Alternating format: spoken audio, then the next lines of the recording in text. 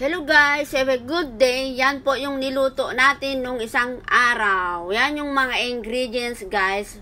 Pork belly, preserved bean curd, taupok, and lotus root. Yan yung lotus root ay binalatan ko na yan guys. Ganyan lang kanipis ang paghiwa natin para madali siyang maluto.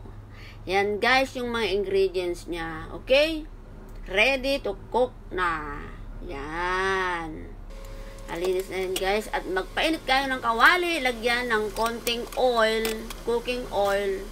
Then igisa na natin ang luya at bawang. Ayan guys. Ganyan lang siya. Tapos saka natin ilagay yung pork belly.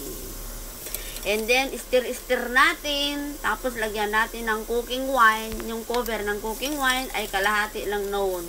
Tapos lagyan natin ng rock sugar. Yan guys, dalawang maliit lang ng rock sugar para hindi siya over na matamis. Pampabalance ng lasa. Tapos saka natin ilagay yung nabili nating preserved bean curd. Yan guys, wag na natin lagyan ng pampalasa. Yan yung bean curd ay malasa na yan guys. Tapos saka natin takpan, stir. Then saka natin ilagay yung lotus root. Stir din natin para ma-absorb niya yung taste bago natin ilipat sa cooking hot pot. Yan guys.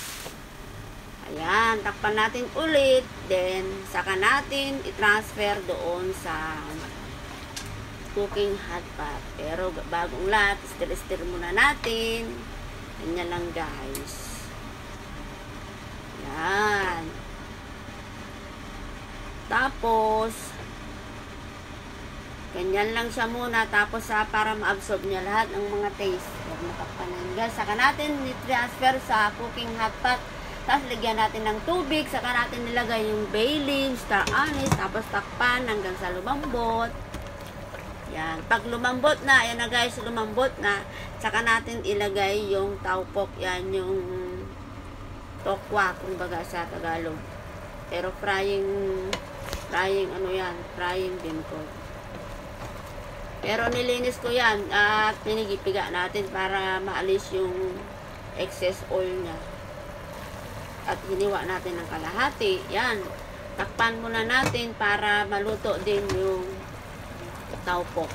Tapos, yan na guys ang kinalabasan. Malambot na lahat. At bago ang lahat, lagyan natin ng pampakulay. Lagyan natin ng dark soy sauce para maganda tingnan at maganda yung kulay. Konti lang, basta magkakulay lang.